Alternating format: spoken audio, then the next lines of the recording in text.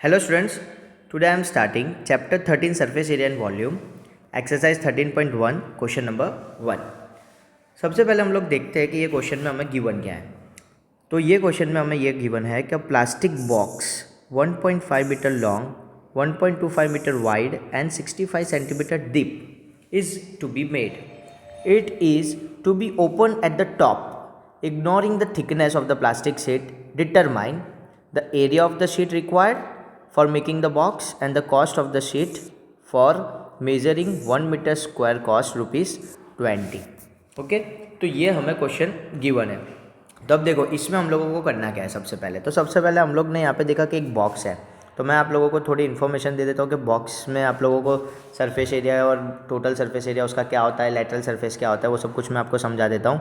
कि एक बॉक्स है, यहाँ पे आप लोग देख सकते हो कि ये एक बॉक्स है, ठीक है। चलो, तो ये बॉक्स को आप लोगों को क्या करना है, इसमें शीट लगानी है, प्लास्टिक शीट, इसको कवर करना है, ठीक है ना। ऊपर का पोर्शन को छोड़ देना है और हर जगह से उसको कवर करना है। और आप लोगों को अलग अलग यहाँ पे लॉन्ग, मतलब कितना लॉन्ग है, तो यहाँ पे देखो ये 1.5 मीटर दिया हुआ है आप लोगों को। ओके, ये लॉन्ग है। 1.25 मीटर वाइड दिया हुआ है, 1.25 मीटर वाइड। तो ये जो है हमारा वो हो जाएगा 1.25 मीटर वाइड। तो यहाँ पे मैं आप लोगों को ये भी लिख देता हूँ कि ये हो गया हमारा 1.25 मीटर वाइड, ठीक है ना। और यहाँ पे डीप मतलब इतना, यहाँ से इतना अंदर है, ठीक है ना। तो यहाँ पे मैं 65 सेंटीमीटर दिया है। अब देखो एक चीज़ आप लोगों को नोटिस करनी होगी, हमेशा क्वेश्चन सॉल्व करते हो ना तो सारी यूनिट एक ही रहनी चाहिए। यहाँ पे 1 मीटर में है 2 चीज़ें और 1 सेंटीमीटर में। तो आप लोगों को ये जो सेंटीमीटर है ना उसको कन्वर्ट करना होगा मीटर में। अब वो तो आप लोगों को आता ही है कि 1 सेंटीमीटर को अगर मीटर में करना है तो उसको 100 से डिवाइड करना पड़ेगा, ठीक है। तो यहाँ पे मुझे 0.65 आंसर आएगा। कैसे आएगा, तो कि 65 सेंटीमीटर दिया हुआ है, उसको अगर मैं 100 से डिवाइड करता हूँ, ठीक है, तो मेरा आंसर आता है 0.65 मीटर। तो इसको मैं यहाँ पे ये लिख देता हूँ 0.65 मीटर। ओके, तो चलो ये हो गया, मैंने ये बॉक्स बना दिया।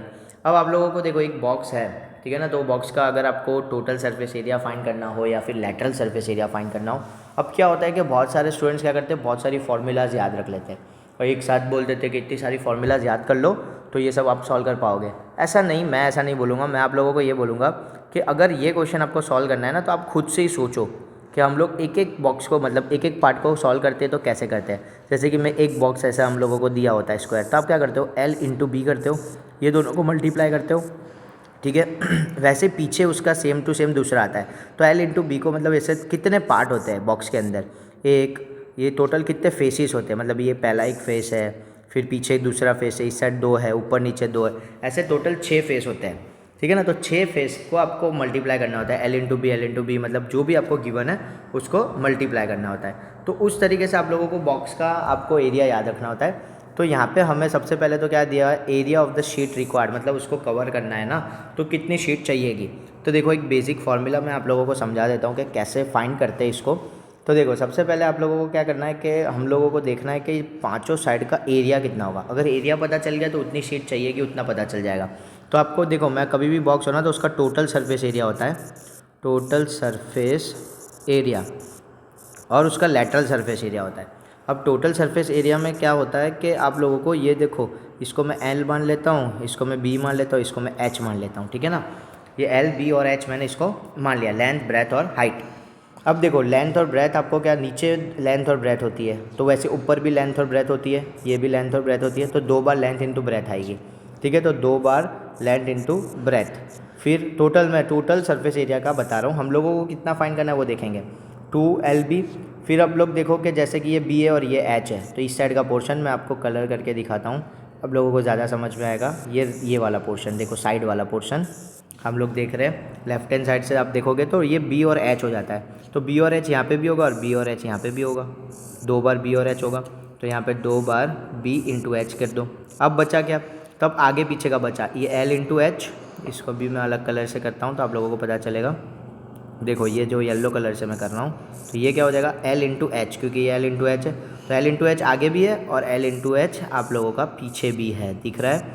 तो 2 बार L इंटू एच हो जाएगा, ठीक है। तो 2 बार L इंटू एच हो जाएगा। हम लोग यहाँ पे, मैं एक ही कलर से लिख देता हूँ इसको, 2 टाइम्स B इंटू एच भी होने वाला है और 2 टाइम्स L इंटू एच भी होने वाला है। तो आप लोग ने देखा कि मैंने पूरा टोटल सरफेस एरिया मतलब पूरा का पूरा मैंने निकाल लिया।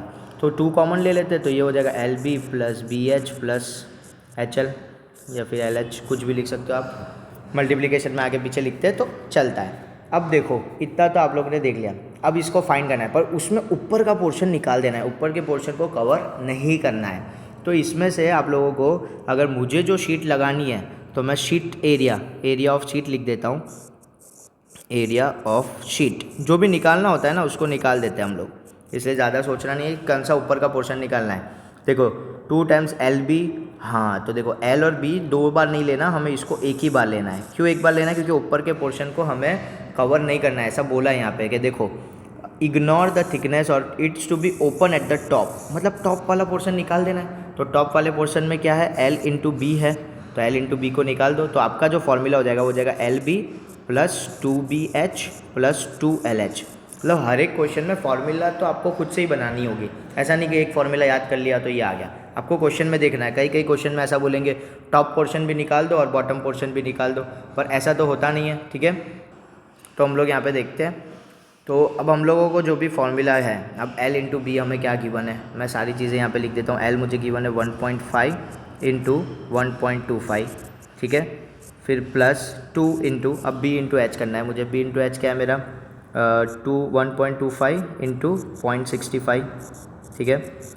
अब प्लस और मैं 2 इसको 2 इंटू L इंटू H करूँगा तो मेरा L कितना हो जाएगा 1.5 इंटू और H जो मेरा है वो हो जाएगा मेरा 0.65, ठीक है। और इसका पूरा जो आंसर आएगा ना वो आप लोगों को याद रखना होता है कि उसकी यूनिट क्या होगी, ठीक है। तो उसकी यूनिट हमेशा क्या होती है? मीटर स्क्वायर, क्योंकि एरिया कभी भी फाइंड करना है ना तो वो मीटर स्क्वायर में आएगा कि दो चीज़ को मल्टीप्लाई करते हैं। इसका पूरा जो आंसर आएगा, अब मैं इसका कैलकुलेशन आप लोग कर लेना, वो तो आप लोगों को आता ही है। 5.45 मीटर स्क्वायर आपका इसका आंसर आएगा।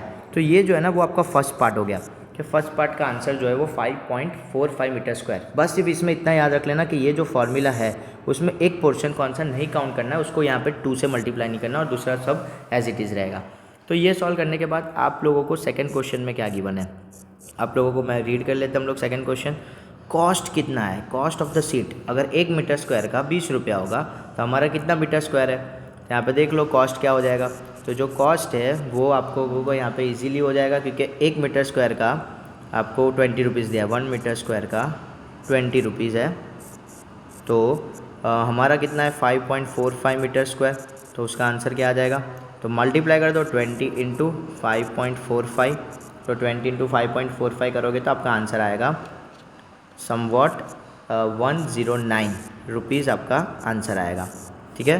तो ये हो गया आप लोगों का सॉल्यूशन। इस तरीके से आपको ये क्वेश्चन को सॉल्व करना है, ठीक है। बहुत इजी है, इसको अच्छे से रीड करो, देखो पहले तो कि ये सेंटीमीटर है, इसको मीटर में कन्वर्ट करो।